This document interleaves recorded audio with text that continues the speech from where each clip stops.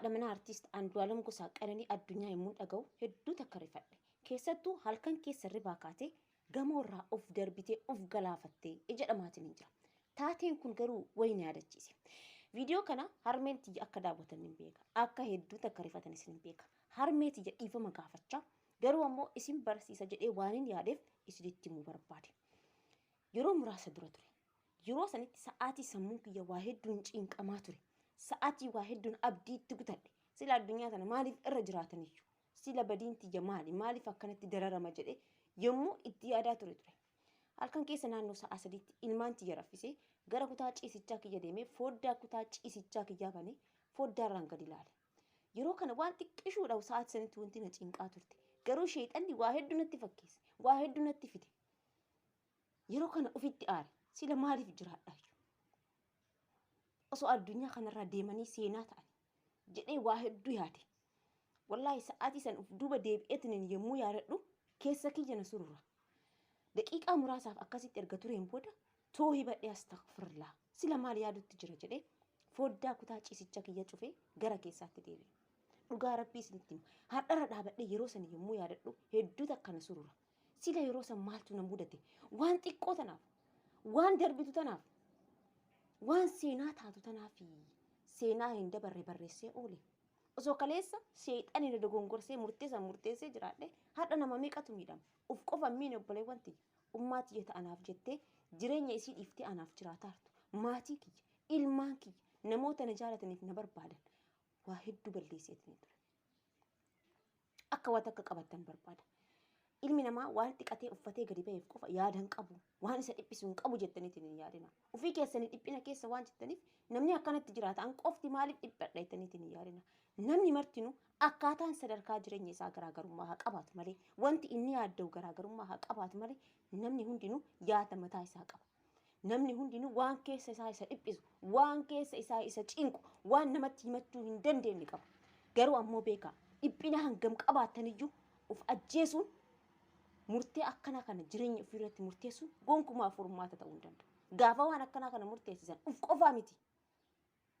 Namoota naannoo keessan jiran, namoota isin barbaadan, namoota isiniif vaaliyuu kennan, namoota miidhama keessan keessaa miidhaman ajjeeftu. Isin takka duutanii dabartanii jirtan. Warroonni addunyaa kanarra jiran garuu jiraa osoo lubbuudhaan jiran isin faana du'u.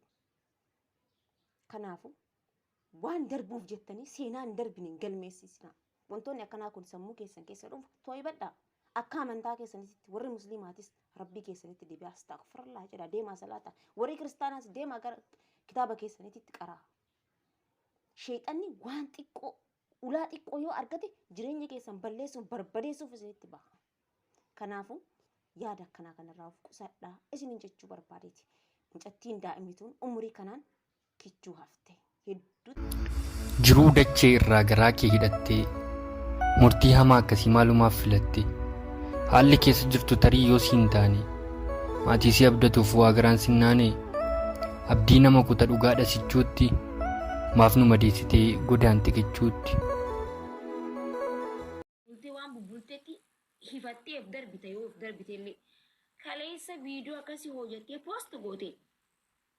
Lalamas biratti wanti dho'ifamuufillee yoo deeme kan hawaasni Oromoo hin fudhanne ትላንትና ቪዲዮ የፖስተች ትላንትና እንደዛ ፍልቅልቅ ፊቷ እንደዛ በቃ ፉለ ሲወል አልተንገመቹ ፉለ ገመቹ ቁብሱኒ አከሚቲ ፎቅ ራይብ ደርቡ ደንዴ ቶኮ ከነ ደገፈዳ ለማፋ ሰዓ ሰገሊት ኦፍ ደርቢቴ የተን ሰዓ አልከን ሰዓ ሰገሊት ጀረተን ገነመ ዱቴ አርከምቴ ጀተን አባ መና ይሲቲ ወጅ መነ ቶኮ ከይስ ጅራቲሚ አከሚቲ ዱቢ ገመናፍ ገመነ ደዴማ ጅርቲ ዋንቴ dhimmi waan kana qoratu akka nu qoratu barbaannaa jechuudha amantu sa'aatanatti amma micoontu maaliif wayinii cinqallaati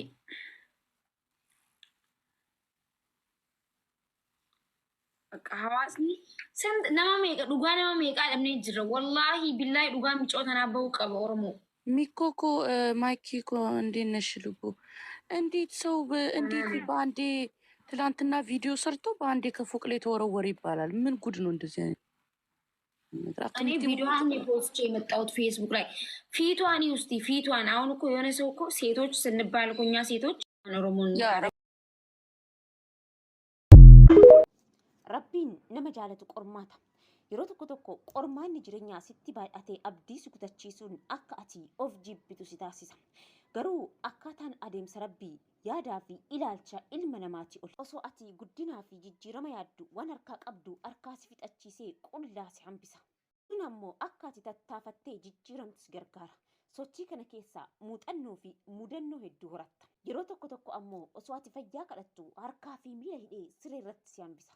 Yeroo kana ma'anaan fayyaa hangam jabduu akka taate hubachuu eegalta. Waan fedhes ta'u rakkoo namatti keessa jirtu xurree milkaa'ina kan keetii ta'uu danda'a.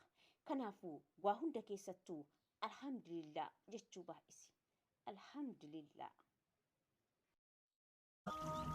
Egaa sagantaa cidhaa kan gaddatti jijjiirame jechuudha. Inni illee akkana. Hundee Hayileetii fi Daraartuu amanuudhaa jaalallee turan waliin yuunivarsiitii barachaa turanii jechuudha. Akkuma yuunivarsiitii barachaa turanii barnoota isaanii xumuranii eebbifamanii gara manaa gara ganda biraatti galanii jechuudha. Hundeen Daraartuu fudhatee ganda biraatti galeen. Kanaan booda gara maatii Daraartuudhaa dawwalee abbaa Daraartuu amanutti dawwalee mucayyuun keessa naatu deematee na bira jirtii jeeni itti himee jechuudha. Itti himee maatiin akka dhiifama godhaniif gaafatee jechuudha. Kana booda maatillee dhiifama sii goonee jedhaniin ergasiin booda wal fudhataniiti jechuudha.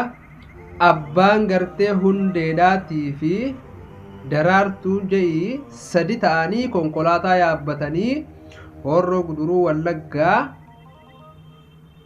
ti qaceelanii jechuudha. Osuma deemaa jiranii jechuudha.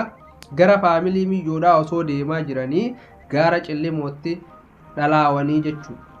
Kun kanumaan osoo jiruu konkolaataan qixqixiin guddaan jechuudha.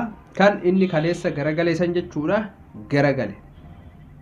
Lubbuu namoota 6 galaafatee jira akka dhageenyutti. Ga'eessota nama 5 fi daa'ima 1 galaafatee jira.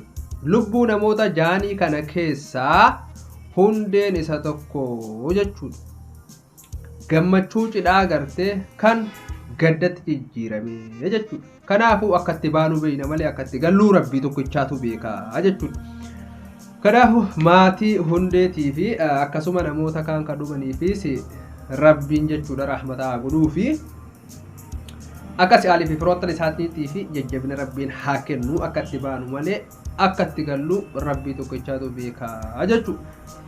Akkasitti guyyaan cidhaa guyyaan gammachuudhaa gaddatti jijjiirame jechuudha. Rabbiin akka